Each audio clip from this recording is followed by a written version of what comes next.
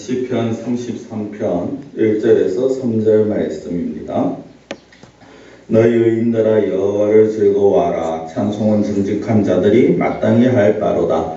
수금으로 여호와께 감사하고 열줄 비파로 찬송할지어다. 새 노래로 그를 노래하며 즐거운 소리로 아름답게 연주할지어다. 아멘.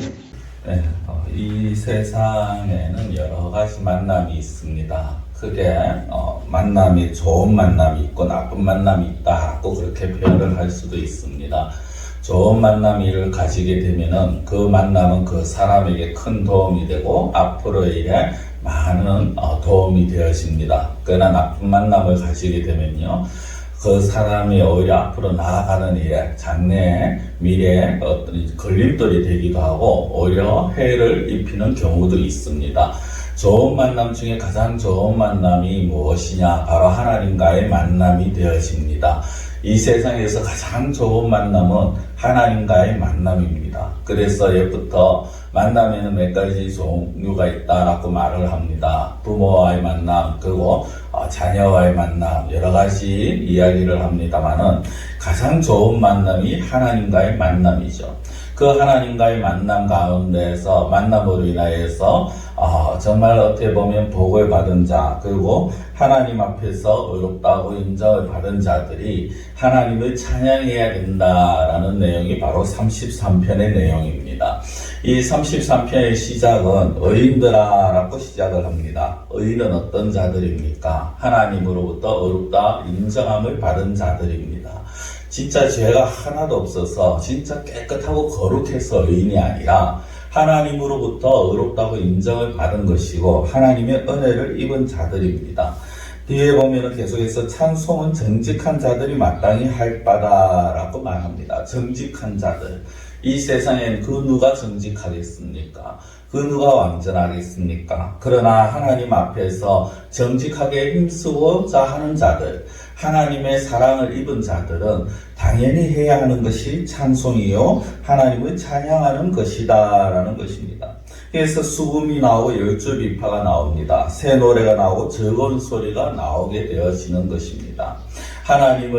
하나님 앞에서 은혜를 입은 자들이 당연하게 하나님 앞에 악기를 동원하고 또 즐거운 목소리, 새 목소리로 하나님을 찬양해야 한다라는 것입니다.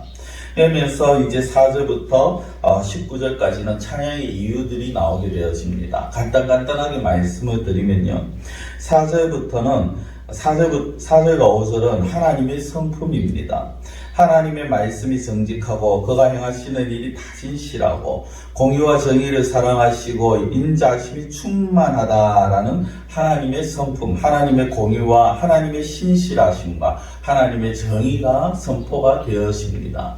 하나님이 이러한 분이시다라는 것이죠. 죄가 하나도 없으신 분이시요 사랑이 많으신 분이시라는 겁니다. 하나님께서 행하시는 것은 오류가 없는 완전한 행하심을 보이신다라는 것이죠. 그 다음에 6절부터 11절까지 보면은 이 세상을 만드시는 창조주 하나님의 모습을 보입니다. 6절 보면 여호와의 말씀으로 하늘이 지음이 되었으며 그 만상을 그의 입기운으로 이루었고 바닷물을 모아 쌓으시고 깊은 물을 곳간에 두시고 그리고 온 땅이 여호와를 두려워하며 세상의 모든 거민들이 그를 경외한다라고 합니다. 7, 9절에 보면 그가 말씀하심에 이루어졌으며 명령하심에 견고히 섰다라고 하는 겁니다. 이 세상의 모든 만물들이 하나님의 말씀으로 지어졌고 하나님의 말씀으로 만들어졌다라는 것입니다. 사람부터 모든 피조물들이 하늘의 해와 달과 별과 산과 들과 바다와 그 모든 것들이 거기에 사는 그 모든 생물들이 하나도 자연스럽게 되어진 것 없고 하나도 자연적으로 되어진 것 없고 모든 것이 하나님의 손으로 하나님의 말씀으로 만드셨다는 것이죠. 그래서 창세기 1장에 보면은 사람을 만드실 때를 제외하고는 하나님께서 말씀하셨다라고 그렇게 표현이 되어지는 것입니다.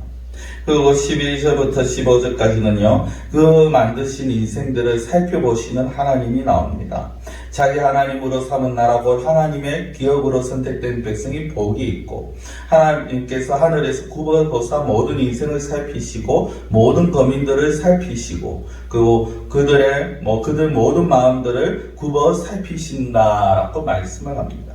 살피시는 장면이 세 번이 나오는데요. 그 장면마다 하나가 모든 것을 하나님께서 지으신 백성들이요. 이 세상의 인생들입니다. 이 세상의 모든 인생들을 하나님께서 보시고 그들의 삶을 보시고 그들의 마음을 살피시는 하나님이십니다. 그 하나님 앞에서 우리가 어찌 거짓을 행할 수 있고 그리고 거짓을 행하는 자들, 정직하지 못한 자들, 죄인들이 어찌 하나님 앞에 설 수가 있겠느냐는 것이죠. 16절에서 19절까지는 구원의 하나님, 능력의 하나님이십니다. 많은 군대로 구원 얻은 왕이 없고 힘이 세어도 스스로 구원하지 못한다라는 이 말씀이 얼마나 진리인지 모르겠습니다. 실제 많은 사람들이 많은 것을 가지고 있다 하지만 그러나 그들이 가지고 있는 지식과 재물이 그들을 구원하지 못합니다. 오직 하나님께서 은혜를 베푸시고 하나님께서 긍휼을 베푸실 때 하나님이 선물을 주실 때만 구원을 얻을 수가 있는 것입니다. 그렇기에 당연히 20절 이하에 보면은 그 하나님께 도움을 구할 수밖에 없고 그 하나님을 의지할 수밖에 없다라는 것으로 오늘 말씀이 시인은 결론을 내게 되어집니다. 회개가 정직한 자들의 고백인 것처럼 찬송 역시 정직한 자들이 해야 할 당연한 일입니다. 하나님의 은혜를 입은 자들, 즉 모든 만물을 지으시고 모든 만물 가운데 신실하게 행하시고 또 모든 것들을 살펴보시는 그 하나님의 그 성호를, 하나님의 이름을 우리가 찬양하는 것은 은혜 받은 자로서 마땅히 해야 할 바인 것입니다. 기도드리겠습니다.